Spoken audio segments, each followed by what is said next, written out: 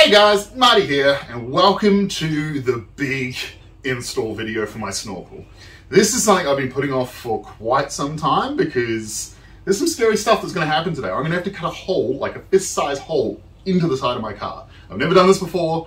It's kind of scary, but I can't put it off any longer. It needs to be done. First things first, as you know, I've already done the whole airbox from Torqit. That was in the other video on my YouTube channel. You guys can jump on there and see that. But today there is a fair bit that's going on. It's going to take a few hours to get through, I think, but it should be pretty good. I've got everything ready. I've read through the instructions a dozen times. I've run through a whole bunch of YouTube videos, just seeing if what everyone else is doing and how it works. There's a few things I need to look out for, but I'll show you that. Firstly, if you want to check out the tools. Okay, so this is the mess that we will be using today. We've got the Snorkel itself, we've got a couple of big hoses. I'm probably going to have to modify those. I've done a few dry fits, and they seem to be a bit long, so we'll get to that when we get to that. But on top of that, we've got all of our rivets that we're going to need to mount the actual plate into the A-pillar. I've got like my rivet gun. I've got a couple like, screwdrivers and pliers and whatnot, because I need those for the little pop-out tabs. Safety glasses, always important. I've got a hacksaw for the hoses. I've got number 10 spanner, an 8mm driver bit, brand new one I bought from Bunnings just to make sure it's nice and clean. I've also got a smaller one for the little rivets as well, so I'll be using that. On top of that, we have like the Torqit trim that actually goes around the hole that I cut so it doesn't get all rusty and gross. But also on top of that, we've got some paint. I recommend anyone getting these because if you get any chips or scratches or anything like that, you can touch it up with this and it's the same color as the original paint, so it's fantastic. Other than that, I've got some Gorilla Tape because when I mount this to the vehicle itself, I want to put a bit of rubber between the two so it doesn't rub and scratch and whatnot. Also, I bought a Dremel. The hole that is going to get cut into the side of the car is very, very scary. Now, with the Jimnys, thankfully, they do have fairly thin paneling, so it's not going to be too difficult to do that. But they do recommend using a hole saw. Problem is, the hole that I'm actually cutting out is oval. So if I cut a hole saw in the middle of it, I'm still going to have like 2 crescent moons on the outside that I'm going to have to cut out. So I figured I'm going to have to use some sort of tool for that. So I just bought myself a Dremel. They cost about $100 from Bunnings. It's just like a little basic entry model one, but it's got a nice good cutting disc on it. Also, that's what the safety glasses are for. Other than that, I think I cannot procrastinate any longer and I have to finally get into this build. Step 1 is cut out the stencil, because this is the stencil that they send with us. It actually hangs off the side of the vehicle, you tape it in place, and it just tells you where your drill hole's got to go and obviously where you got to cut the hole out. So for this, you're going to need 3 things. 1, the stencil. 2, a pair of scissors, and the third thing is your tongue.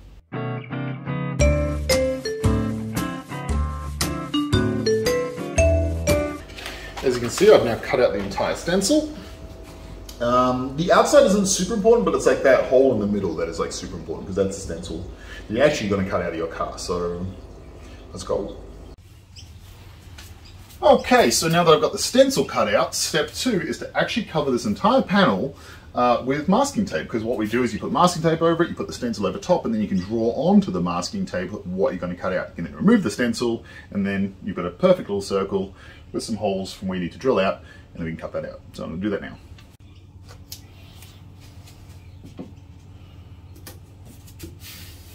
As you can see, I've just covered the whole front here with just some blue Scotch tape that I bought from Bunnings. Nothing too fancy, but pretty much it gives us a nice paper material that we can actually draw on. Now we're going to put the stencil up. I've actually already put it over top just to make sure I'm covering all the holes. But pretty much you just need to take out this bolt. As you see, I've already taken it out. I do have these pistons on here, which are aftermarket, so I did remove that already because obviously that won't be on your car. So you got to take out this bolt and take out this bolt here.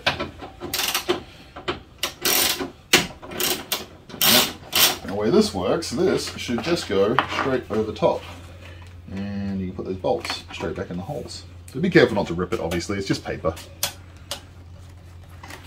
And as you can see in the diagram, it's the same bolt. So that one goes there, this one goes here, it all lines up perfectly. Now they have actually put a couple of tape here's, so obviously they want to make sure that you don't tape it on a funny angle. I'll lay this out flat. As you can see, it actually curves in quite nicely to the fender, which is what we want. And then you just put some tape here. So tape it there, and there's another one at the back here. So down here over top of the indicator, you know it all lines up because the indicator's all nice and neatly lined up as well. That should be the stencil that we need. Alrighty, So that's the hole that we've got to cut out. And these are obviously the 2 holes that we need to drill to mount the actual snorkel itself. Okay, so I've just grabbed my texter, Sharpie, texter, magic mark, whatever the hell you want to call it. And I'm just going to literally just color in these 8mm ones, like that. And then for this,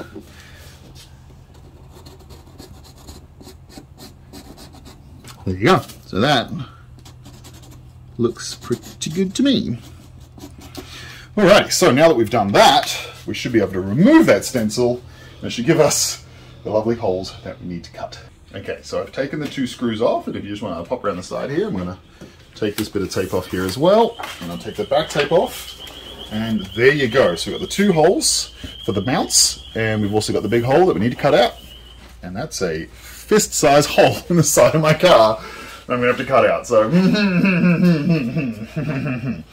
Alright, first things first, what we'll do is I'll actually take the rest of the stuff out, so I'm just trying to prep the engine bay as much as possible, so that can come out now. Pop this off, and there's just 2 Phillips heads screws here, so just undo those.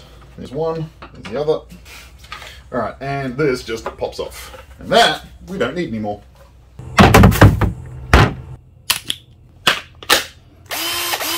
Okay, so now I just have to take this drill bit and stick it into the side of my car. Like, just drill a hole. I'm just going to drill a hole. So, here it goes. Alright. Try to line it up as neatly as I can. Right about there. This is also another reason why you put the tape on there, because it's really easy to hold your drill bit in place. Here goes nothing. I'm going to have to clean that up a little bit, because it just doesn't want to spin. But yeah, alright, so that's so far so good. Let's do the second one. That's not very good. Oh, I have to clean that up. Okay, so I'm just going to use my little Dremel to grind off all of the extra metal bits, and don't forget, safety first.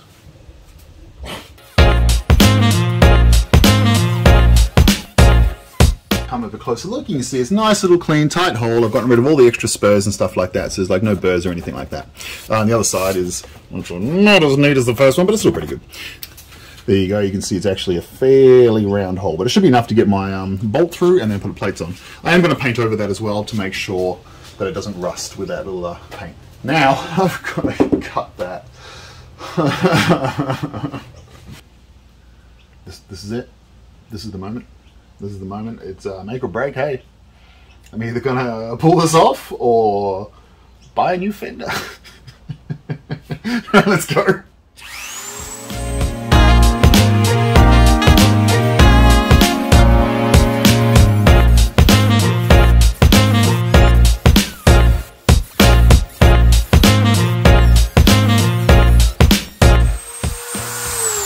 Alright, I just had a realization that as soon as I cut this out, this thing's going to disappear inside. So I'm just going to grab a magnet and stick it over this, and hopefully it'll hold the panel out. And then that should hold that panel in place. So when I cut this last bit off, it's not going to pretty down inside. So here we go.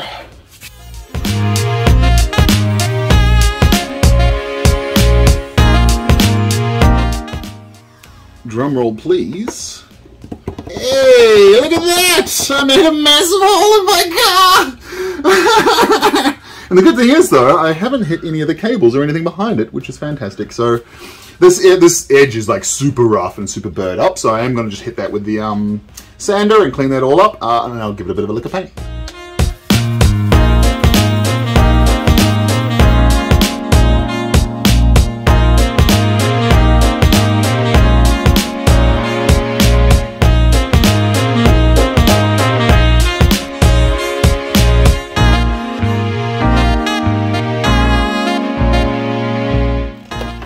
Alrighty, so as you can see, there's just a little bit of exposed paint, so I'm just going to clean that up, and yeah, be back in a sec.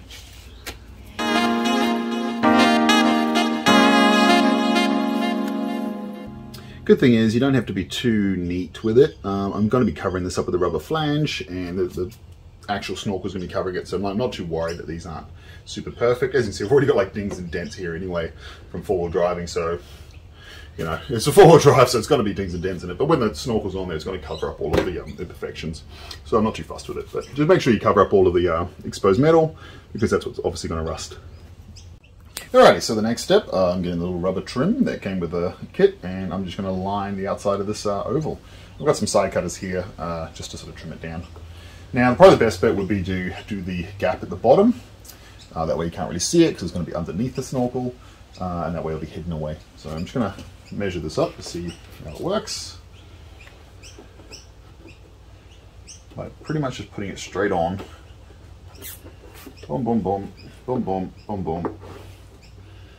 Like so. Make sure you spread it out so it gets all of the edges. And then right about here is where I need to cut it. So I'm just going to mark that with my fingers, get my side cutters, and then cut it off just a smidge longer. There you go. And now when I put this in, if you look, here you go. Comes together almost perfectly. Look at that. Nice, tidy, clean hole for your snorkel to go through. That looks fantastic. Happy with that. Very, very happy. See, so all of those extra burrs and all the extra, rough bits make very, very little difference. So, and that's the whole thing, a point about these videos. I'm obviously an amateur. I'm not a professional by any means, and the reason why I make these videos is so that people like yourself can have a crack at it yourself, because it's not super hard to do. And even though that looked a bit rough, and there's probably a bunch of guys out there going, "Oh my god, he's butchering." But I mean, once you put the cover on it, you can't tell. So I'm super happy with that. For the next step, I've sort of realized that I need to get up behind this fender. I'm going to have to put some bolts on the back of the actual snorkel itself, and I can't access that anywhere. So I'm going to have to take this plastic trim off. Now, I have put my Terraloom lights on here. I don't know if you can see that under here. So they're actually connected with a wire, so I'm going to have to be careful with that. But pretty much I'm just going to pop out all these little tabs, and this whole inside flare is going to come out, just so I can access underneath it. So I'll do that now. Good news and bad news. Good news is I managed to get all of the little plugs out. Bad news is the Queensland heat has made this plastic super brittle, and I broke like half of them. So I was being careful, I was being cautious, but as soon as you put any sort of pressure on it, they just snapped. So I'm obviously going to have to jump online and just buy a bunch more of these. I've got enough just to keep it back on there for now. Get out of here, fly. But I'm definitely going to have to buy a whole bunch more of these and replace them. Pro tip, if you are doing this, just take super care doing it. Don't stress too much, because I know you can buy them online. But yeah, it's a bit unfortunate really. I kind of hoping to get more of those out, but I seem to have broken more than I've actually pulled out, so whoopsie.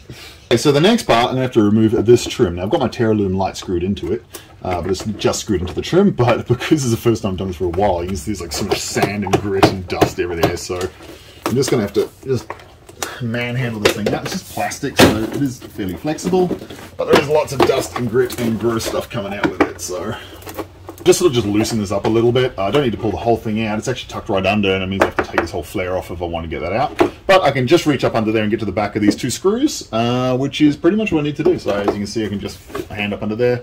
So I'll be able to fit one screw there, and I'll be able to fit the other screw there on the back of the piping. So yeah, now I guess it's time to actually install the actual snorkels. Ooh, exciting, exciting. We're getting somewhere. This is it. This is the big snorkel that's got to go in. As you can see, there's actually two little screws.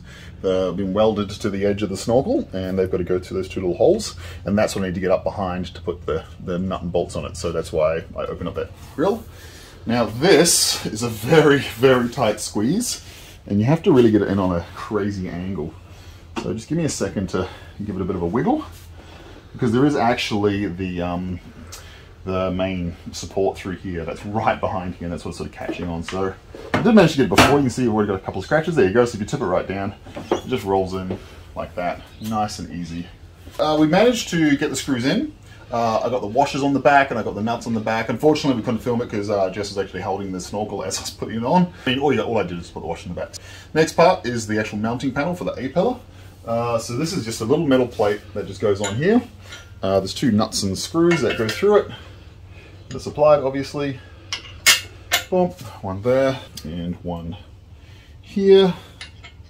And then that plate is going to eventually, come on, play nice. It's going to be mounted there. So, but it obviously needs a bit of a wiggle. It needs a bit of a bang and a bit of a shuffle to get it all into place. So I'm going to do that now, and I'll get back to you in a sec. This isn't part of the instructions, but I just thought I'd do it myself. Because you're going to have metal on metal contact, vibrations will, rub against the metal and wear the paint off, and it'll start rusting around that area. So what I've done is I've actually put some double-sided Gorilla Tape onto the back of this, and then I'm going to peel that off, stick it on, and then use the rivets to go through that. So this acts as a little bit of an insulation between the two pieces of metal.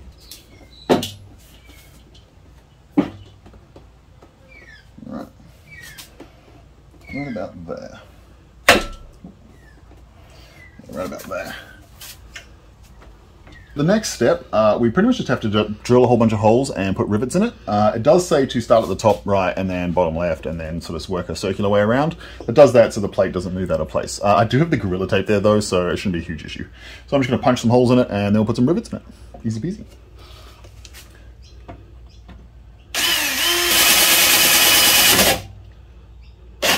Alright. That's the first hole, so I'm going to go grab a rivet and pop it in. I don't know if you guys ever used a rivet gun before, but these are what rivets look like.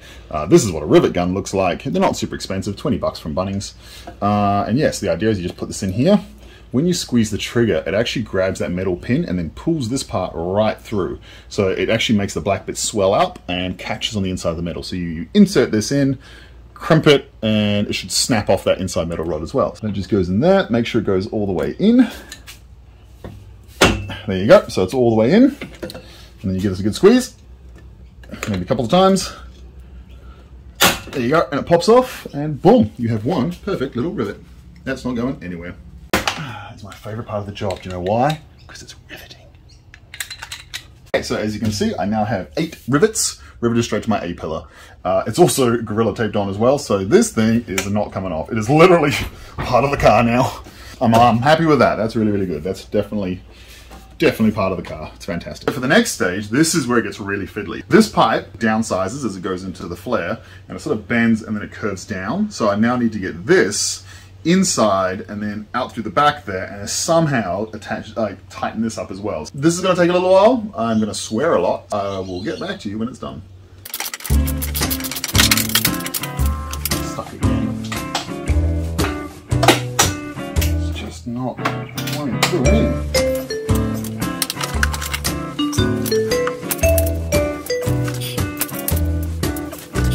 This hose in, and as you can see, like, my tire is covered in sweat. I am absolutely saturated. It's not particularly hot today. It's a real bastard, hey. In hindsight, probably taking all of the panels off and just dismantling the whole car would have been better, but apparently this was supposed to be a kit that you could just put together, and it's going together. But man, I'm telling you, getting that hose in there and trying to get these 2 screws done up from the back here is a bit of a challenge, as you can see by how much I'm sweating. But I'm getting there. I'm getting there.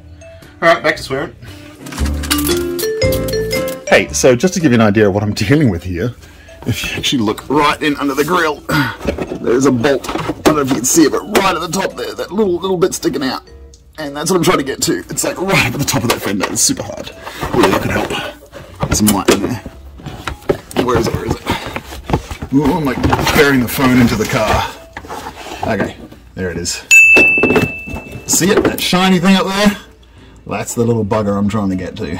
Yeah, that plug underneath it, that's the back of the indicator. So it's actually above that indicator. Yeah, trying to get to that fender vent is a little bit tricky, but not a challenge for me. I've got this. All good. One eternity later. Buy a 4-wheel drive, they said. It's easy to mod, they said. You just gotta like put on a couple of bolts, they said. Alright, that's done. Alright. That was a bastard of a job. Trying to get this big hose to like, it's like a big U-shaped hose, and trying to get it in underneath there and tie it all up, and then you have it coming out here. You can see here it's like actually fuzzy because I actually had to cut it off because I sort of realized that it's way too long. So it's about an inch too long on either side, so I just took an inch off. Now that should sit exactly where I need it to. I've now got the stainless steel tube, this bit to go in, and as you can see, if I put that in there, it lines up relatively nicely. If you're just looking real nice and close here, you can see there's only about a centimeter of space there, so if I had like an extra inch here, like I literally couldn't fit it. So yeah, I had to cut the hoses a little bit shorter. The same thing, if you look over here, let me get this other hose. So this hose is the bit that goes into here, and you can see where that hose is sitting. Like it's you know, it's almost lined up with that. This is going to be like way too much. I'm going to also chop a fair chunk, almost, you know, imagine 2 inches off of this thing, so I can bring it right in line, and it should line up like that. Yeah, it's good. So these screws can go back in. There you go. And these two need to go in. Actually, I need to put the hose clamp on there first.